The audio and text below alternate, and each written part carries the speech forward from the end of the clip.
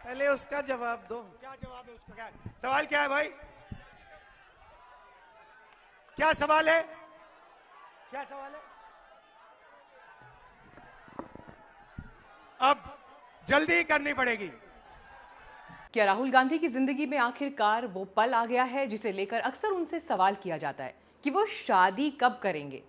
क्या राहुल गांधी की शादी के जरिए भी एक पॉलिटिकल मैसेज देने की कोशिश हो सकती है?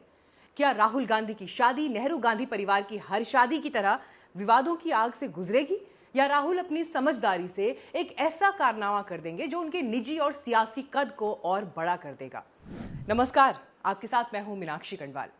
राहुल गांधी की शादी को लेकर जो सवाल मैंने खड़े किए वो एक अफवाह या कहें कि अटकल के साये में गढ़े गए हैं। मामला यूं है कि राहुल गांधी की शादी की अफवाह जोरों पर है और सोशल मीडिया पर यह खबर ब्रेक करने का जो दावा लगातार चल रहा है कि राहुल गांधी जल्द शादी करेंगे, वो अलग अलग प्लेटफॉर्म्स पर दिख भी रहा है और तारीख की घोषणा भर बाकी है, यह अफवाह चल रही है। हालांकि कुछ लोग कह रहे हैं कि बेबुनियाद बातें हैं। देखिए, सच हमें भी नहीं पता, लेकिन इतना सच जरूर है कि राहुल गांधी की शादी एक खबर है जिसके पॉलिटिकल मायने भी हैं, और ये सियासी मायने तब और बड़े हो जाते हैं जब लड़की का नाम प्रणीति शिंदे हो। सुशील कुमार शिंदे की बेटी और सांसद प्रणीति शिंदे 3 बार विधायक रही हैं और अभी सोलापुर से पहली महिला सांसद बनी हैं। बीते कुछ दिनों से राहुल प्रणीति की कुछ तस्वीरें सोशल मीडिया पर वायरल हैं। प्रणीति शिंदे दलित समुदाय से हैं और इस संभावित शादी के राजनीतिक मायने खोजे जा रहे हैं, और निश्चित तौर पर हो भी सकते हैं। लेकिन आज मेरा ये वीडियो सिर्फ राहुल प्रणीति की पॉसिबल मैरिज को लेकर नहीं है। मैं इन अटकलों के बीच एक अलग सोच में आज हूं, और वो ये कि कैसे गांधी नेहरू परिवार की शादियों ने देश की सियासत को प्रभावित किया है। इन शादियों में सबसे पहले देखें तो जवाहरलाल नेहरू और कमला नेहरू की शादी थी, जो कि एक अरेंज्ड मैरिज थी। दोनों कश्मीरी ब्राह्मण थे। 8 फरवरी 1916 को दोनों की शादी हुई, और जिस वक्त शादी हुई कमला नेहरू 17 साल की थी और जवाहर 27 साल के। घर वालों की पसंद से शादी हुई तो हंगामा नहीं हुआ। हालांकि यह अलग बात है कि आज़ादी के आंदोलन में जवाहरलाल नेहरू की व्यस्तता, कमला नेहरू की लंबी बीमारी और एडवीना माउंटबेटन के अफसाने ने इस शादी पर प्रभाव डाला। लेकिन जवाहरलाल के इस बाद जब इंदिरा गांधी की शादी हुई तो जवाहरलाल नेहरू बेटी इंदिरा की पारसी फिरोज से शादी के लिए तैयार नहीं थे। इंदिरा की जिद और महात्मा गांधी के समझाने पर यह शादी हुई। इस शादी ने फिरोज को जवाहरलाल नेहरू का दामाद तो बना दिया, लेकिन राजनीतिक तौर पर फिरोज गांधी नेहरू के लिए मुश्किल खड़ी करते रहे। उन्होंने ही संसद में पहली बार जीप घोटाले का पर्दाफाश किया था। यह शादी चली नहीं, और फिरोज गांधी को गांधी नेहरू परिवार ने इस कदर खुद से छिटका कि गांधी परिवार का कोई सदस्य, यहां तक कि राहुल गांधी भी कभी अपने दादा फिरोज गांधी का नाम लेते हुए नहीं दिखते। इस शादी के टूटने की वजह इंदिरा गांधी की बढ़ती राजनीतिक महत्वाकांक्षाएं भी कही जाती हैं।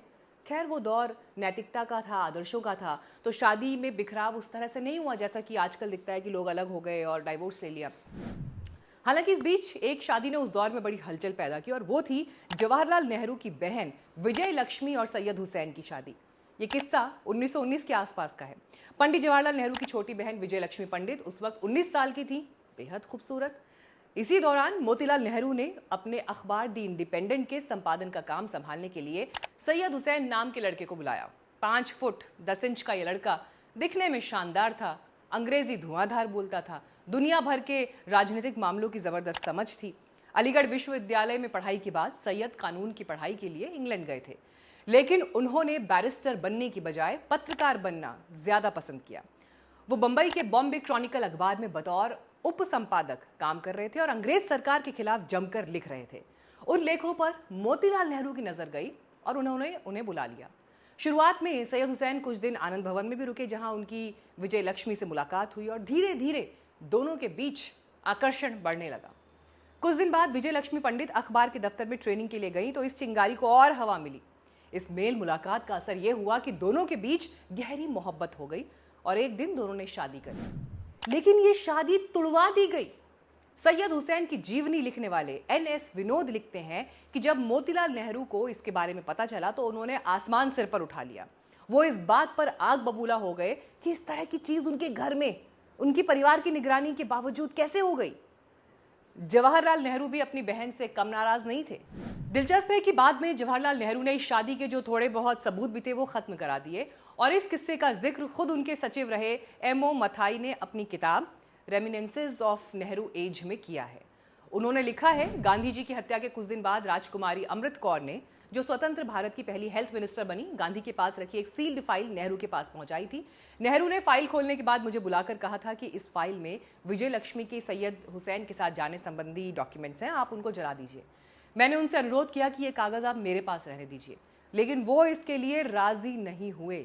मैं उनसे फाइल लेकर सीधे पीएम निवास के रसोई घर गया और तब तक वहां खड़ा रहा जब तक वो कागज राख में नहीं बदल गए।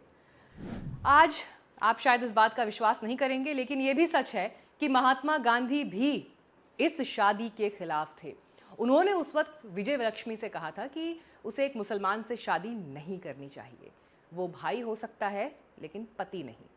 यानी एक लिहाज से एक कथित लव जिहाद नेहरू के घर में हुआ था।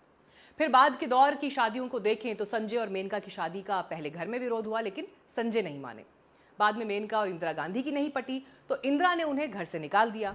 इसका नतीजा यह हुआ कि कुछ दिन बाद गांधी परिवार की ही बहू विरोधी खेमे में जा मिली।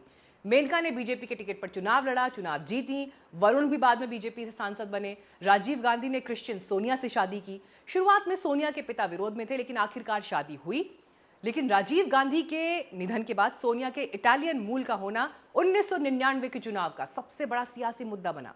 इस मुद्दे पर कांग्रेस बट गई। शरद पवार, तारिक अनवर जैसे लोग अलग हो गए और एनसीपी का गठन हुआ।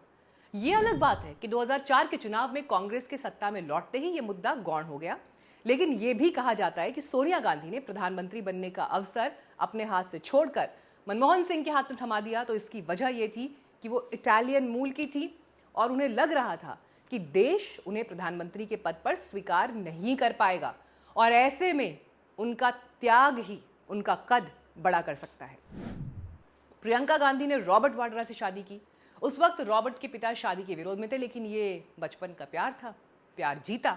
लेकिन क्रिश्चियन रॉबर्ट वाड्रा शायद इसीलिए तमाम इच्छाओं के बावजूद राजनीति में नहीं आ पाए क्योंकि उनका धर्म आड़े आ रहा है और गांधी नेहरू परिवार को डर है कि परिवारवाद और क्रिश्चियन दामाद की पॉलिटिकल एंट्री विरोधियों को फिर वो मौका दे सकती है जो हिंदुस्तान में कई बार सेंटिमेंटल रोल प्ले करता है।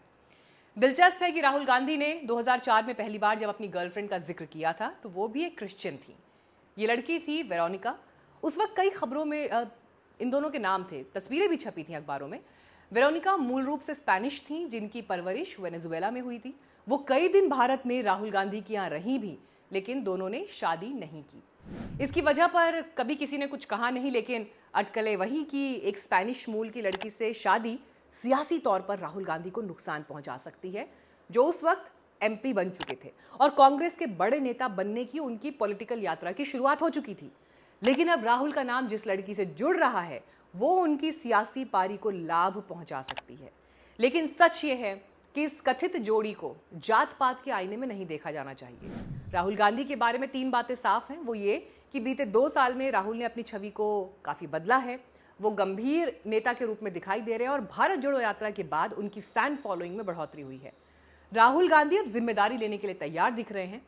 उन्होंने विपक्ष के नेता के रूप में जिम्मेदारी ली और पहले ही सत्र में उन्होंने अपनी दमदार उपस्थिति पार्लियामेंट में दर्ज करा दी।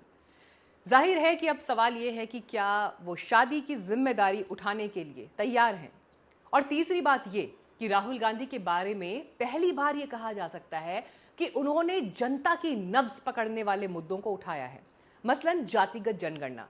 देखिए, उदाहरण स्वरूप आप देखें तो जैसे राफेल का मुद्दा पहले उठाया गया, अडानी को, अंबानी को मोदी का साथी बताने जैसा मुद्दा जनता पर असर नहीं डालता।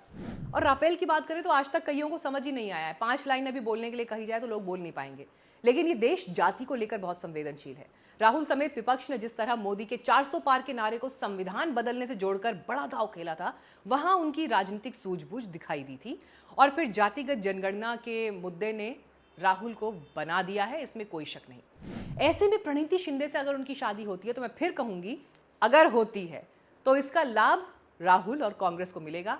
और कभी खुद को कश्मीरी जनेऊधारी ब्राह्मण बताकर राहुल गांधी जो राजनीति कर रहे थे, बिना कहे भी इस बार बड़ा पॉलिटिकल मैसेज दे पाएंगे। हालांकि अभी ये सिर्फ अटकल है, लेकिन अगर मैं कहूं कि चाहे अनचाहे क्या ये शादी राहुल गांधी की भारतीय संस्कृति में घर वापसी करा सकती है। क्योंकि इंदिरा की पारसी फिरोज से, राजीव गांधी की ईसाई सोनिया से, प्रियंका गांधी की ईसाई रॉबर्ट वाड्रा से शादी के बाद जिस तरह का आरोप गांधी नेहरू परिवार पर लगता है, उसका तोड़ ये संभावित शादी हो सकती है तो ये अटकल, लेकिन है दिलचस्प, सोचेगा जरूर। और आप इस विषय पर क्या सोचते हैं, ये स्टोरी आपको कैसी लगी, हमें कमेंट्स में फीडबैक में ज़रूर बताइएगा। और कंटेंट अगर पसंद आ रहा हो तो आगे भी शेयर करिएगा। चैनल को लाइक सब्सक्राइब करना ना भूलें। और अगर आप हमें फाइनेंशियली सपोर्ट करना चाहें तो आप इस UPI ID पर डोनेट भी कर सकते हैं या फिर चैनल को ज्वाइन कर सकते हैं, मेंबरशिप भी ले सकते हैं। Thank you so much.